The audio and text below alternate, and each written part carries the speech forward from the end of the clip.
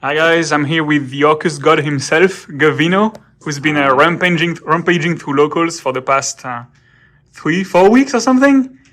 He's been doing well for himself, and he's going to show us the Orcust deck he's been using. Alright, let's start.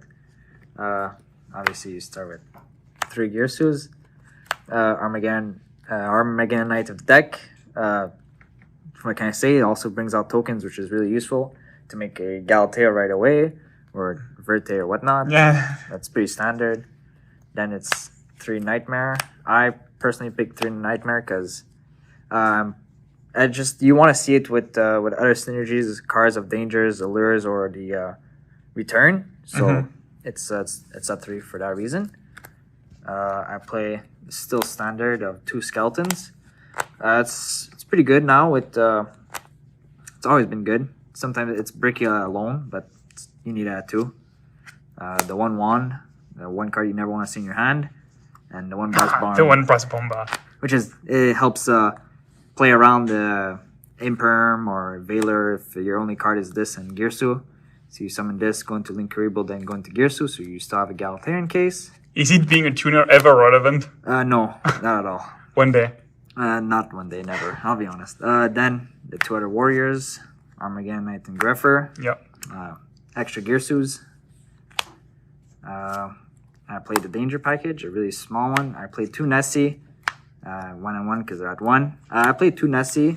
I know it's at 3, but I don't want to have 3 Nessies. And if these 2 already left the hand or deck, then I'm stuck with these 2. And if this gets hit, and I have no targets for it. You don't want to open multiples. And yeah, you don't want to open up too many dangers. I think 4 is the perfect ratio. Now the hand traps, I played triple Nib. Nib does conflict with the deck sometimes where you are locked into darks. But you could just wait until you do all your dark effects and do Nib. Or you can do your graveyard effects, then chain Nib. So Nib is going to stay in your hand. And so you have a follow-up Nib still. And your opponent knows that you can't play through it. You mean chain the dark effect to Nib? Exactly. So it stays in hand. That's cool. That's actually a cool synergy. Triple Ash, because Ash. Yeah. Good against every Fusion matchup. Destiny. And Fusion Destiny and every other matchup. 2 Ogre against the Brave. Yeah. It's pretty cool that you can sometimes summon this off Dasher and make it live. Yeah, it's actually disruption on board. The 2 fellas of the deck that everybody's playing right now. That's about it for the monsters. Yep. So that's already 8 hand traps in monsters alone, right? Yep. For the spells, triple allure. Yep. I was really, I'm debating on cutting this card and tinker around with something else. Because usually this is prime targets to side out game 2s and 3s. Because I just don't want to lose to Lancia right away while I have this in hand. So I just side it out, and it's easy to side card out for good cards.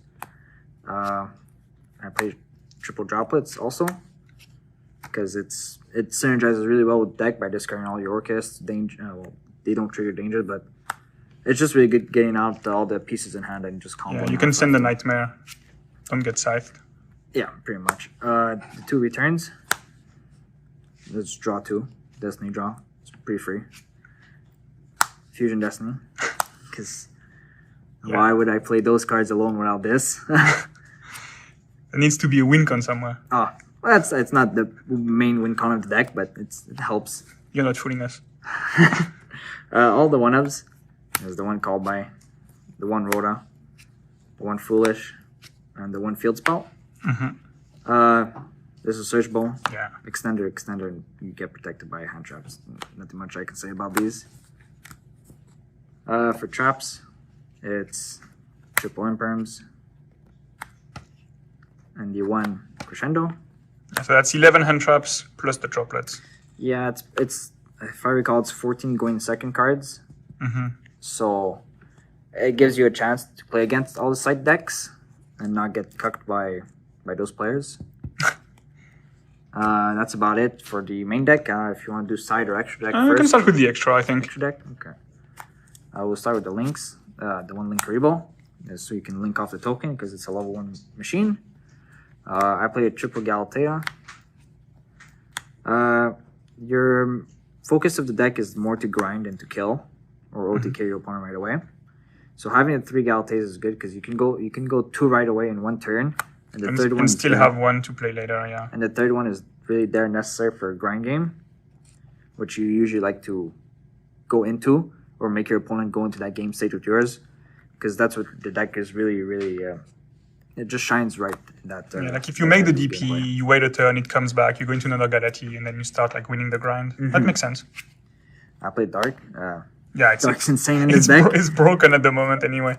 Every deck should play this if you have a Dark. Even if you have 1 Dark in your deck, you should play it. You can search Gearsu if it gets outed. You search a lot of good cards out of this, like your Skeleton if you have to, Gearsu. Steal the DPs. Yeah, that does help a lot. The 1 IP, because sometimes if you open up Fusion Destiny, you can at least go into IP instead of a random janky ass Link 2. Yeah. I played Double Verte.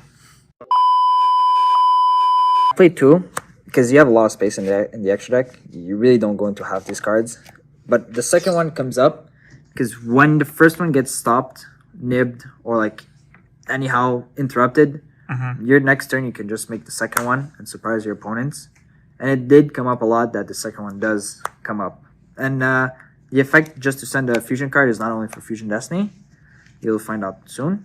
Have you ever had cases where someone like outed the first one on summon and then you just remade another one in the same turn? Oh yeah. Yeah. The Link 3 I play, Long Gearsu and Unicorn. Yeah. I don't play any Link 4s because I think just grinding with the Gearsu and DP is just good enough already. And you can just steal half of their boss monsters with this. Plus your entire like strat deck is dark, so like access code doesn't really have... Yeah, and Boil Sword doesn't really interest me. There's no point. The XYZs, 2 Dings. This is the real boss monster of the deck. You don't need any access codes or Boil Swords. This just does the job every turn. The 1 Zeus. You can make Zeus really easily in this deck, even if though you're locked into darks half the time. But the fact that the normal summon Gearsu is a threat of this and this in the same turn, because you can just swing with this, like send the card, swing, then make Zeus and detach 2, and you can just start your whole combo because you can reborn everything with Nightmare or Symbol. You can get some of the Orcust back, and then when they get sent, yeah, it's good. You can also, funny enough, when they out cards, you can just attach like Nightmares or Symbol Skeletons to them from deck. Yeah. So you don't have to draw them. I played 2 fusions, the 1 Starting Venom and the 1 DPE. Kind of explains the other target for Verte. Yeah, there's Super Poly in the side deck surprise factor, not really. But yeah, he's there for that reason. He outs other DPEs, any other dark deck. Do you like Starving more than Dragos Tapelia? Yes, just because I can just normal summon one of my monsters and just fusion Super Poly away their whole board for free. And yeah, there's not really a point of Dragos Tapelia. Sometimes people just play around it by doing this in their own phase.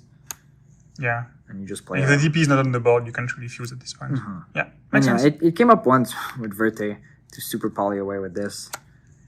That's funny. I just found it funny. Oh, it works. That's cool. I mean, that's an extra synergy, right? That's it for the extra deck. Yeah. And side deck? Alright, side deck. Okay. We'll start with the... so it is DPE scythe in some way. In a way. In a way. A boneless version.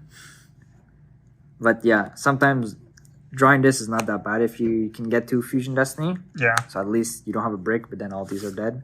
But whatever, it's the price to pay. Spells, I play 1 Fire Dust and Double Twin and triple Super Poly. Yeah. I think Super Poly is really, really good this format, especially now when the branded version of the deck is coming out, because you can just Super Poly the whole board. Yeah. I've heard it's also really good against your deck, huh? Yeah. Yeah. It's 2020, 2019 flashbacks, but whatever. That's it for the spells. I've been trying this card out, Moonlit Chill. She's really good. She's really, really, really good as a hand trap. But in the side, so I'm guessing it's for like only specific matchups. It is for specific matchups. My deck is also tailored to beat the artifact side decks right away, game 1, because of all the 14 card hand traps and droplets, second cards. This is sighted in against those matchups to give me more of an insurance to win against them. And it's just good in general, like... Yeah, no, for sure. Because even if this is your 6-card draw against those decks, it's perfect. It's better than a Veiler. Yeah. Imperm is whatever against those decks because they can just chain it to it, so it's not that good. But you can also win in time with this or whatnot because they just burn for some reason. Yeah, but yeah, no, this card really, it's really good. Really overperformed really well. I was thinking about putting it in the main deck and just cut the allures and like maybe play a third one or a third ogre. But this is really the if you play against decks that don't have the adventurer package, but you want to be able to stop scythe, it makes sense. It's also really good against the adventurer decks because you can just chain it to Griffin, and then if you have other impactful hand traps, you just you break the whole board. Sense. And I played a double bug kaiju. Flunderies. Yeah, pretty much for Flunder. And if I can't win against Flunder, if I don't see my side deck cards, you have this in the back row 8. Yeah, it should be good. But yeah, that's about it for the deck profile. Anything that you'd want to try or change, or is it pretty much like the set list for now? I tried once Triple Italy and Dr. Frankenderp. Dr. what now? Dr. Frankenderp. The reason why is because it's an extender. It's an extender that you can draw off of, right? And it's a dark. So if you are locked into dark still in the turn, and it's just a good extender. You can or else summon Ogre. It's still good at the end of the day. But having to draw and like let's say you get Fusion Destiny or whatnot, it just changes the whole game fast. Yeah, you skip your draw phase, but like Celestial is your draw phase now. Yeah, you have a draw 2 anyway, so it's fine. So yeah, I'm tinkering about that, but really, you could play Prosperities in this deck, but you would have to like change the dangers, allures, and all that. But it's not really. And anything for like the new format with branded? I'm guessing bells. Yes, bells would obviously be standard. With the list coming up that we don't know when, it really just depends how the list is hit. Yeah. But I mean, you have room for staples. You can just change them around. Yeah. And the rest looks really good, and you've been doing well for yourself. All right. Well, thanks, Gavino. That was really informative. Any shout-outs you want to give us? Shout out to all my friends that make fun of me for playing this deck still. But, 2019 never really left. Oh, it's 18. That's where Soul Fusion came out of. Oh my. Truly the 5 years later. Truly the eternal format. All right. Thank you, Gavino. Congratulations on your wins. Thank you. And hopefully we see you rocking that deck again later on. I'll try to.